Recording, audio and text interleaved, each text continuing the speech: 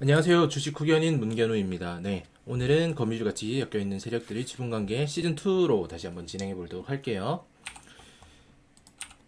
자, 지난 시간에 우리가 이제 여기 보시면은 엠버캐피탈과 LIS의 관계를 갖다가 한번 봤잖아요. 그래서 오늘은 ES큐브에 대해서 보도록 하겠습니다. 자, 엠버캐피탈, ES큐브, LIS는 저번에 디스플레이 회사였죠. 디스플레이 회사인데 이 회사에 대해서 이제 경영권을 양도받고 나서 어떻게 이제 하다 보니까 잘못돼가지고 지금 이거는 거래 정지 상태입니다. 거래 정지 상태이고 ES큐브는 이게 결론적으로 봤을 때는 거래가 양도 이제 계약 자체가 취소가 됐어요.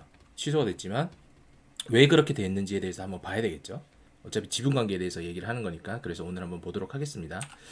자, ES큐브 일단은 뭐 4,300원대의 가격대를 가지고 있고 시가총액이 한 583억, 그러니까 한 600억 정도 되는 그런 회사예요. 600억 정도 되는 회사이고 매출액은 보시면 알겠지만 거의 뭐 400억씩 이렇게 팍팍 튀었죠. 그리고 업황이 좋아지고 있다는 얘기입니다. 그리고 적자도 만회를 하고 이제 흑자 전환을 했고요. 그다음에 뭐 여기 일시적으로 있긴 하지만 이런 건 크게 중요하지는 않습니다. 뭐 영업이익률도 정상화되고 있고 ROE도 나아지고 있고 그다음에 부채 비율이 높다라고 뭐 얘기하시는 분들이 있을 수 있는데 이 회사의 이제 자회사로 저축은행이 있어요. 저축은행이 있고 은행은 그 회계상 그 예금을 갖다가 이제 대출을 해주잖아요. 대출을 해주면 이게 부채로 잡힙니다. 그래서 부채 비율이 높을 수밖에 없다. 그런 함정이 있는 거고요. 여기 보시면 BPS도 이제 조금 더 정상화되고 있는 모습 볼 수가 있죠. 그죠? 자, 사업의 개요로는 레저와 뭐 기능성 텐터 제도를 갖다가 하고 있고 그 다음에 여기 보시면 금융사업 부분 이렇게 되어 있잖아요. 그죠? 자, 매출액을 보시면 알겠지만 여기 지금 반기임에도 불구하고 거의 이제 44기의 매출을 따라잡고 있죠. 이거 곱하기 그냥 2만 해주면은 한 70, 뭐 이 정도 되겠죠. 대략적인 매출이 거의 한 700억 정도 나오는 걸로 보고 봐서는 과거에 비해서 한 2년 전에 비해서 거의 매출액이 2배 이상 상승하게 된 거예요. 그러면은 텐트 사업은 당연히 잘 되고 있구나 이렇게 눈으로 볼 수 있습니다. 그리고 금융 사업 부분이야 뭐 더 말할 거 없겠죠, 당연히.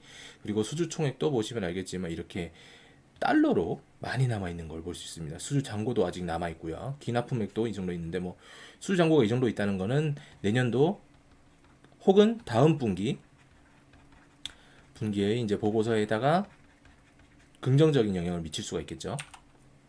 자, 보시면 관계기업 투자 자산에 대해서 이제 매출액이 이렇게 자산이 잡히다 보니까 자산 총계는 전체적으로 봤을 때 상승하고 있는 구조입니다. 그래서 이 관계기업 투자 자산을 보니 여기 HB저축은행이 유상증자로 지배기업에 대해서 뭐 지분율이 이렇게 되어 있고 지배력 상실 지점의 공정가치 측정에 따라서 종속기업 투자 주식을 처분하고 관계기업으로 바꿨다라고 얘기한 거예요. 그냥 회계상으로만 변경이 된 겁니다.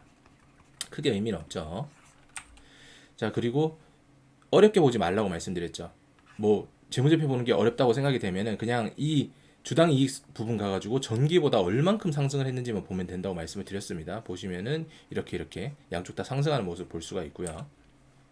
자, 엠버캐피탈은 왜 ES큐브 인수에 눈을 들였을까요? 여기 보시면 뭐 HB저축은행 지분 매각을 통해서 유동성을 대거 보충할 수 있다라고 되어 있잖아요. 그죠? 보시면 그 주당가액이 15,000원에 대략적으로 15,000원에 베팅을 한 건데 충분히 그럴 가치가 있죠. 아까 보시면 알겠지만 텐트 사업이 2년 전보다 한 2배 이상의 성장을 했고 요즘 보면은 레저에 대해서 관심이 많잖아요. 그래서 이 사업 자체는 향후에도 계속 성장할 수 있을 거라고 생각이 됩니다.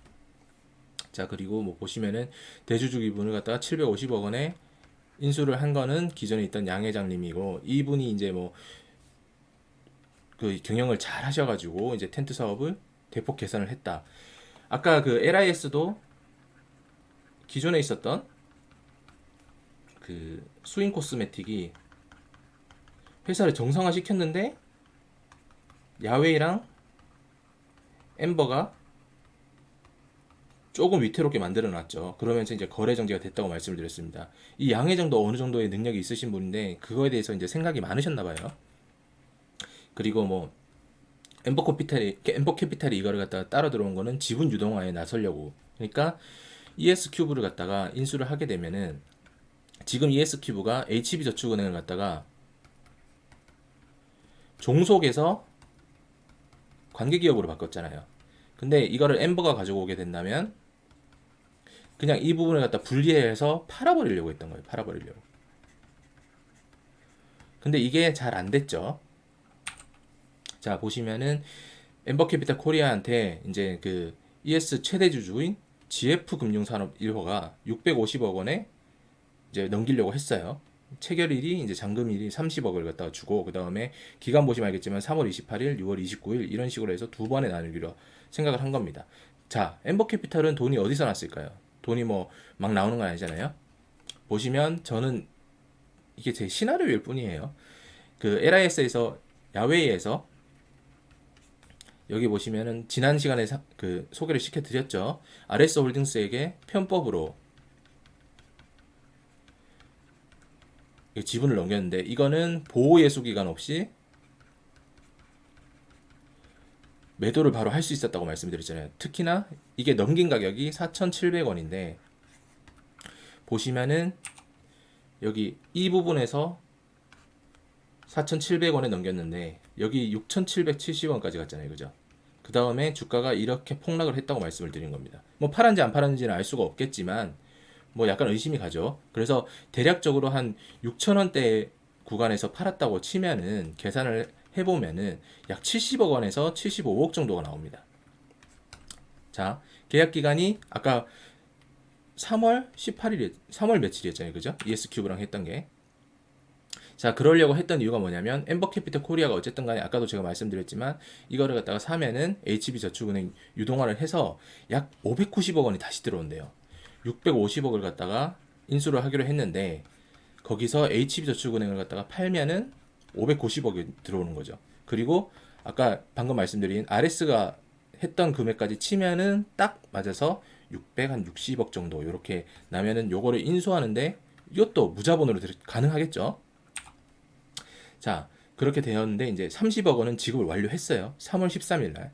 아까 그 RS가 일어나고 LIS 주가가 폭락했을 때가 요거 이전입니다. 1월에서 2월 사이, 요 사이인 건데 어쨌든 자금을 만들고 30억 원은 지급을 완료했습니다. 완료하고 4월 28일에 금 120억 원을 갖다가 하고 200억 원을 하는 요런 식으로 계약을 바꾼 거예요. 그러면은 ES큐브를 갖다가 인수를 만약에 하게 됐다면은 엠버캐피탈 코리아는 다른 사람이 같이 들어와야 되겠죠. 어떤 A라는 그룹이 들어오면서 이 사람에게 야, HB저축은행을 갖다가 팔면은 600 한 아니 500 한 90억이 들어오니까 니들이 한 600억 정도만 차입을 해줘봐. 그러면 이자 해가지고 추가로 담보해서 갚아줄게. 혹은 니들이 그냥 이거를 갖다가 했을 때 더 많이 프리미엄 가져가게 되면은 더 줄 수도 있잖아라고 얘기를 했을 수 있을 겁니다. 그런데 LIS가 부러지면서 주가가 폭락하고 그 다음에 LIS 연관된 회사들이 문제가 생기면서 이 부분이 잘 되지 않았겠죠. 그러니까 그 보시면 알겠지만 불악사라고 얘기했던 거기에 대표랑 엠버가 원래 같이 들어오려고 했었는데 이 부분이 무너지게 된 겁니다. 자, 양도인은 이렇게 엠버캐피탈 코리아인 양수인에게 최초 계약을 이렇게 했는데 30억 원을 지급하고 나머지 잔금을 갖다가 이행하지 못했다. 그래서 날짜도 계속 바꿔줬지만 또 120억 원을 지급하지 못해서 계약을 해지하게 되었다라고 얘기를 합니다. 차트 한번 볼게요. 자, ES큐브죠. ES큐브 같은 경우에는 그 2019년도 20년도에는 주가가 좋지 않았잖아요. 매출액도 안 좋고 적자가 있었는데 여기 보시면은 2019년도 여기 주가보다 지금 이 주가보다 현재의 주가가 훨씬 더 낮죠. 그러면은 회사가 여기는 적자였고 여기도 약간의 적자를 보고 있는 상황에서 흑자로 턴했는데 주가가 이렇게 간다. 이거는 의미심장하죠.